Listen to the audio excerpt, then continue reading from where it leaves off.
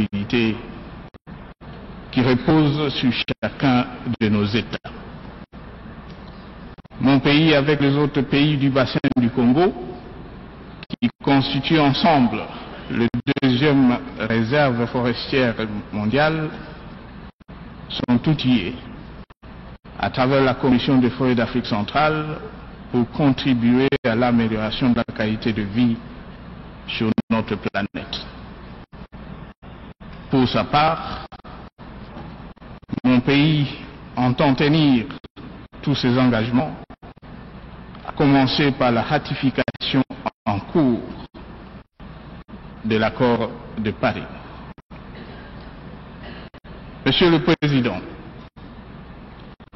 à l'instar de la paix, la stabilité politique constitue pour nous un objectif constant de politique intérieure. Dans cette optique, depuis près d'une année, nous avons recouru au dialogue qui pour nous est un mode permanent de règlement des différends politiques. Que l'Union africaine et nos organisations régionales auxquelles je rends hommage trouvent ici l'expression de notre reconnaissance pour leur accompagnement dans ce processus. Je salue également les efforts de toute la classe politique de mon pays, qui, dans la recherche d'un consensus global sur le processus électoral, ont débouché sur l'accord du 31 décembre 2016, ayant pour objectif ultime l'organisation des élections. L'exigence par toutes les parties prenantes d'un nouveau fichier électoral a donné lieu depuis plus d'une année à l'enrôlement des électeurs, dont la dernière phase vient de commencer dans les 2 dernières provinces au centre du pays. Il y a lieu de se féliciter, Monsieur le Président, du fait que plus de 42 millions d'électeurs sur 45 millions projetés ont d'ores et déjà été enrôlés. Aussi, la série d'évaluation du processus électoral entamée depuis une dizaine de jours par le Conseil national de suivi, conjointement avec le gouvernement et la commission électorale, devrait permettre la publication prochaine par celle-ci, qui en est la seule institution compétente du calendrier électoral. En dépit de ces avancées, le défi en vue de l'organisation des élections dans mon pays demeure énorme, tant au plan logistique, financier, sécuritaire et normatif.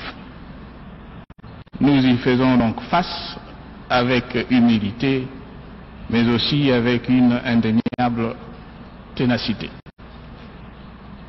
Vu toutes ces avancées, j'affirme que le cap vers les élections crédibles, transparentes et apaisées est définitivement fixé et que notre marche dans cette direction est irréversible. Le tout sans ingérence extérieure ni dictat quelconque. Aux vrais amis de mon pays, je demande de soutenir sincèrement le processus électoral en cours. Monsieur le Président, la Charte des Nations Unies nous impose des obligations dont le respect conditionne l'émergence d'un monde meilleur.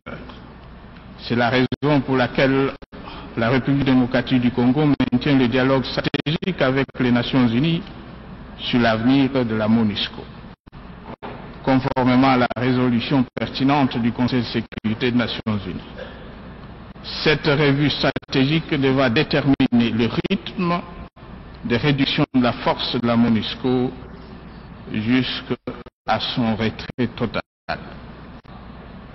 Il est clair qu'après 20 ans, après son déploiement, la force onusienne ne peut nourrir l'ambition de rester indéfiniment dans mon pays, ni d'y exercer son mandat avec le même format et sans tirer les leçons des faiblesses constatées. Ce qui nous importe et qui devait être important aux yeux de tous, c'est la crédibilité de notre organisation et l'efficacité effective de l'apport de tout onusien sur le terrain. Voilà pourquoi depuis plusieurs années, nous exigeons le redimensionnement de la force de la MONUSCO au regard de missions devenues dynamiques et la réorientation des moyens ainsi dégagés vers la satisfaction de nos besoins de développement. En ce domaine, comme en d'autres, nous n'entendons pas transiger avec le respect dû à la souveraineté de la République démocratique du Congo, tel que garanti par la charte de notre organisation. Monsieur le Président, pour terminer, je voudrais croire que tous ceux qui placent leurs espoirs dans les Nations Unies, et mon pays en fait partie, auront à cœur de s'investir pleinement dans la mise en œuvre des objectifs de développement durable, ainsi que dans la réforme tant attendue de notre organisation. Je souhaite plein succès à nos travaux et vous remercie pour votre attention.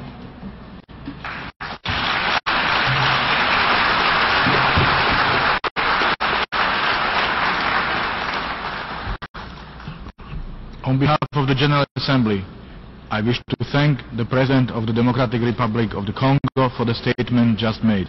May I request representatives to remain seated while we greet the Head of State.